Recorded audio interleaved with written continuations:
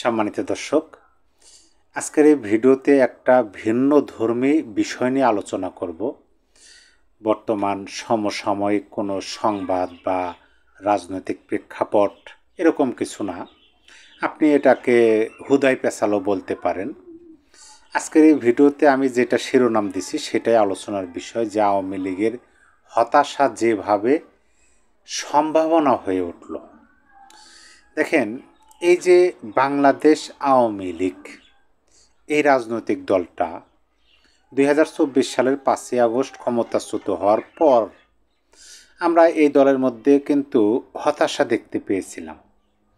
এই দলের সমালোচক, তাদের মধ্যে হতাশা দেখতে পেয়েছিলাম। মানে পুরো বাঙালি জাতির মধ্যে আমরা হতাশা দেখতে পেয়েছিলাম যে এরকম হওয়ার কথা ছিল না। অনেকেই যারা মনে প্রাণে চাইতেন যে আওয়ামী লীগ ক্ষমতাচ্যুত হোক, আওয়ামী লীগ তথা শেখ হাসিনা ক্ষমতাচ্যুত হোক, তবে এইভাবে ক্ষমতাচ্যুত হোক এইটা কেউ চায়নি এবং এইটা কেউ ধারণাও করছিল না, কিন্তু সেটা হয়েছে।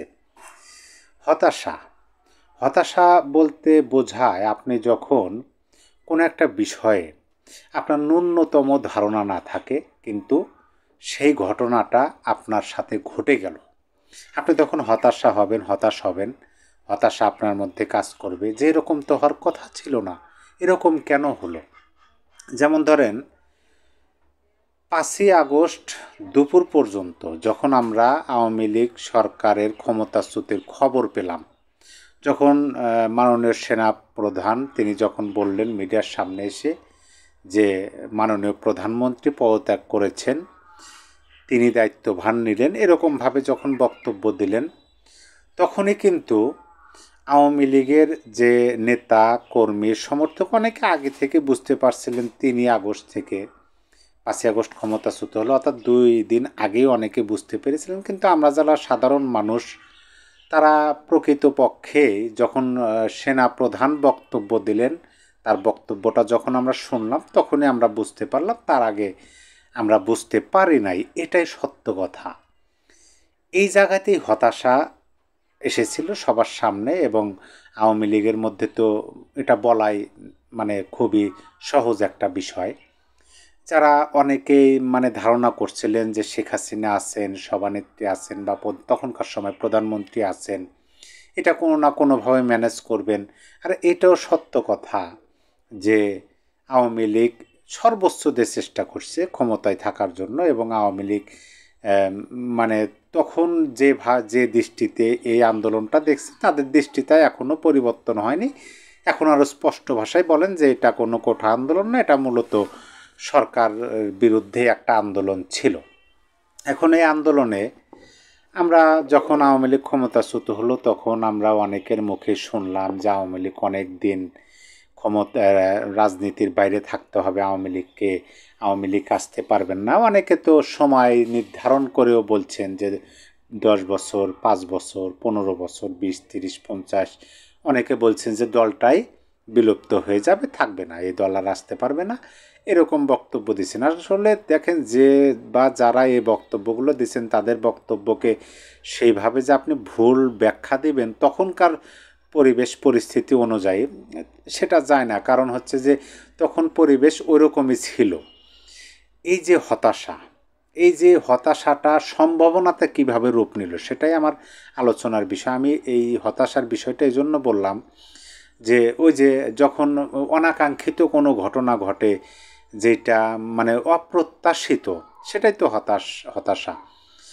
এই হতাশাটা তখনই আওয়ামী লীগের জন্য আশীর্বাদ বা সম্ভাবনা হয়ে উঠল, যখন এই হতাশার মধ্যে পুরো জাতিটাই পড়ে গেল। দেখেন, প্রথমে হলো যে আওয়ামী লীগ ক্ষমতাচ্যুত হলো, আওয়ামী লীগের নেতা কর্মীদের কিন্তু মধ্যে আমরা হতাশা দেখতে পেয়েছি, তারা হতাশ হয়েছিলেন। কিন্তু পরবর্তীতে যখন এই হতাশাটা পুরো জাতির মধ্যে ছড়িয়ে গেল, এখন এখানে প্রশ্ন আসবে যে পুরো জাতির মধ্যে কিভাবে ছড়িয়ে গেল। এইটা সহজে আমাদের বুঝতে হলে আমরা যেটা জানি সেটাই বলি। দেখেন, আপনি যখন অসুস্থ হবেন, তখনই আপনি বুঝতে পারবেন যে সুস্থতার কী মূল্য। আপনি যখন সুস্থ আছেন, এখন আপনি সুস্থ আছেন ধরে নেন, তাহলে আপনি অসুস্থতা মানে সুস্থতার যে একটা মূল্য আছে, সুস্থতা যে কতটুকু মানুষের জন্য নিয়ামত মহান সৃষ্টিকর্তার তরফ থেকে, এটা বোঝা যায় না। তখনই বোঝা যায় যখন অসুস্থ হয়। এই গোটা জাতি মানে বাঙালি জাতি তথা বাংলাদেশের মানুষ যারা আছেন দেশের মধ্যে বা দেশের বাইরে, তারা হতাশায় কখন পড়লেন? যখন তারা অসুস্থ হয়ে পড়লেন। অসুস্থ কী জন্য হয়? বিভিন্ন ভাইরাসের জনিত কারণে, বিভিন্ন কি বলে যে ব্যাকটেরিয়া, ক্ষতিকারক ব্যাকটেরিয়া যখন শরীরে আক্রমণ করে, তখনই তো মানুষ অসুস্থ হয়। আমাদের এই বাঙালি জাতির ঘাড়ের উপর মানে ভাইরাসের মতো যখন এসে বসলেন ডক্টর ইউনূস। ডক্টর ইউনূস নিঃসন্দেহে বাঙালি জাতির জন্য একটা ভাইরাস স্বরূপ। তিনি পুরো জাতিটাকেই অসুস্থতার মধ্যে ফেলে দিয়েছেন।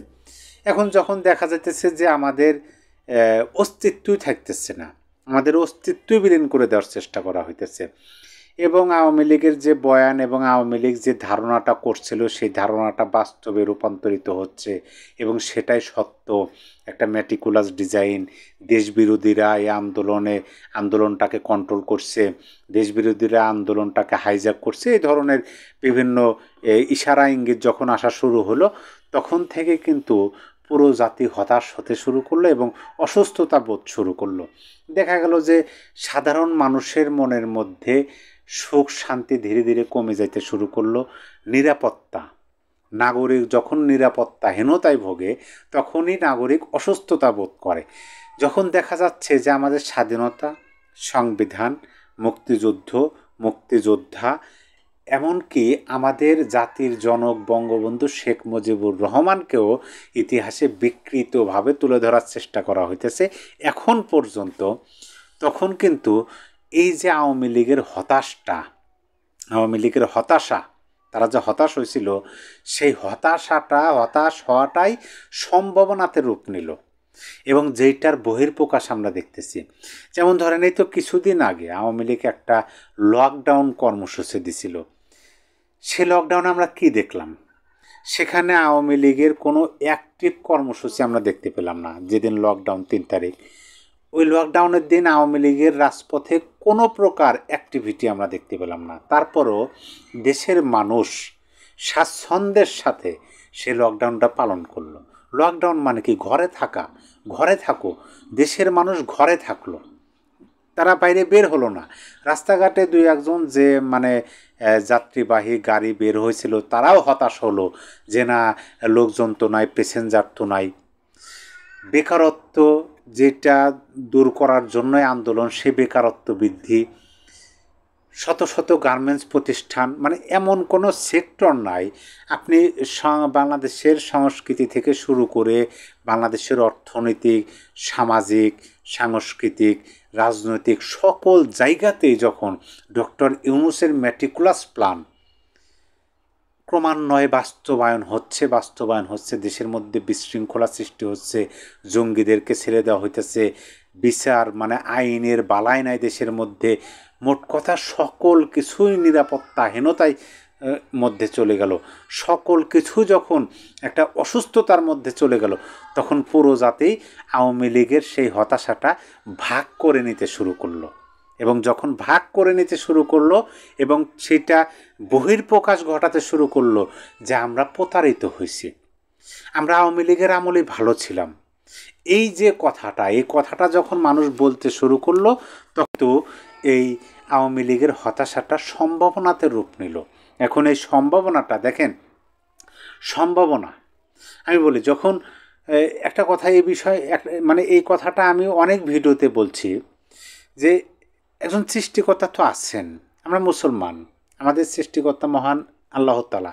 অন্য ধর্মাবলম্বী সৃষ্টিকর্তাকে অন্য নামে ডাকেন, কিন্তু যখন আল্লাহ পাক কাউকে উপরের দিকে টেনে তোলেন, তখন সারা জাহানের মানুষ যদি ওই ব্যক্তিটাকে তার 2টা পা ধরে নিচের দিকে টানতে থাকে, ওই ব্যক্তি কিন্তু নিচে আসবে না, উপরের দিকে যাবে।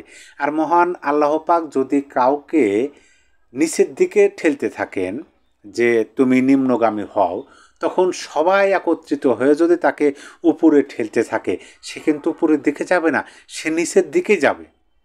সেইটা এই যে মানে পুরো জাতি যখন হতাশার মধ্যে পড়ে গেল, অসুস্থতার মধ্যে পড়ে গেল, যখন কোনো ভালো চিকিৎসা পাচ্ছে না, কি চিকিৎসা, নিরাপত্তা, কি চিকিৎসা, কর্ম, এই যে 5টা মানুষের মৌলিক চাহিদা, এই মৌলিক চাহিদার উপর যখন আঘাত আসা শুরু করলো, মানুষ কর্মহীন হয়ে পড়তেছে, দ্রব্যমূল্যের ঊর্ধ্বগতি, মূল্যস্ফীতি, মানুষ নিরাপত্তাহীনতায় ভুগতেছে, মানুষের জানমালের নিরাপত্তা নাই, তখন মানুষ আওয়ামী লীগের অনুপস্থিতিটা বুঝতে শুরু করলো, যেটা এখন তীব্র আকার ধারণ করছে। এখন তো দেখেন সোশ্যাল মিডিয়াতে দেখেন আপনি, অনেকে বলা বলি করতেছে যে সরকারের পক্ষ থেকে নাকি আওয়ামী লীগ ফেরানোর জন্য দৌড়ঝাঁপ শুরু হয়েছে। কি জন্য? কারণ এরকম একটা পরিস্থিতি তৈরি হয়েছে। আপনি কোন সম্প্রদায়ের দিকে যাবেন?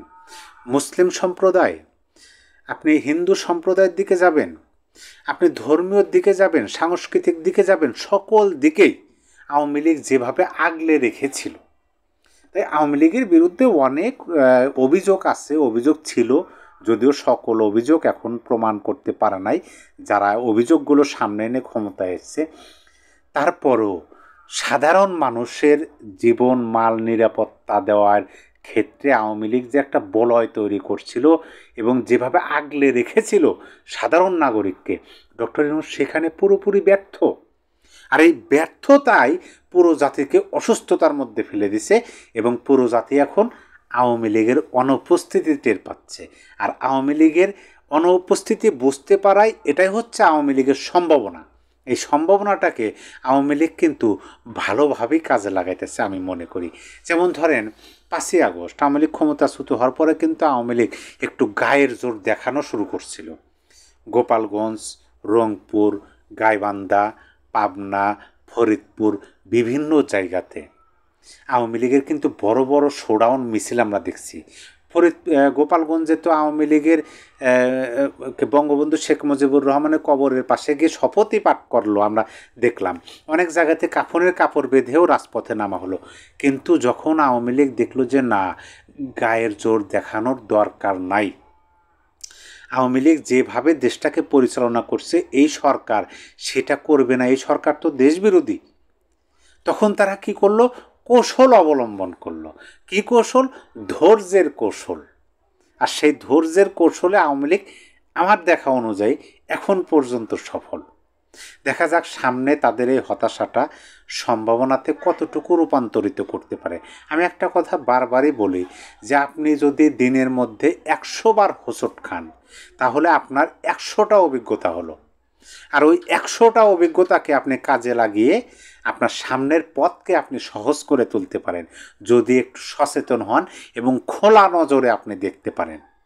আওয়ামী লীগ সেটাই করতেছে এবং আওয়ামী লীগ এখন পর্যন্ত সফল। আমরা শুধু দেখব যে আওয়ামী লীগের এই হতাশাটা সম্ভাবনাতে প্রকৃতিগতভাবে রূপ নিছে। এখন এইটাকে আওয়ামী লীগ কতটুকু কাজে লাগাতে পারে। সম্মানিত দর্শক, আপনার মতামত অবশ্যই কমেন্ট বক্সে জানিয়ে দেবেন। সবাই ভালো থাকবেন। আল্লাহ হাফেজ।